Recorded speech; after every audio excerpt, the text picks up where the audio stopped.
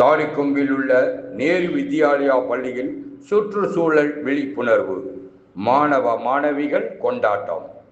திண்டுக்கல் அருகே உள்ள தாடிக்கொம்பு நேரு வித்யாலயா பள்ளியில் சுற்றுச்சூழல் விழிப்புணர்வை ஏற்படுத்தவும் இயற்கையை போற்றவும் பள்ளிகளில் கிரீன் டே கொண்டாடப்பட்டு வருகிறது. அதன்படி தாடிக்கொம்பு நேரு வித்யாலயா பள்ளியில் இன்று கிரீன் டேயை முன்னிட்டு மாணவ மாணவிகள் மகிழ்ச்சியுடன் பச்சை நிற ஆடை அணிந்து பள்ளிக்கு வருகை தந்தனர். மரக்கன்றுகளை பள்ளி முழுவதும் மாணவ மாணவிகள் நட்டனர்.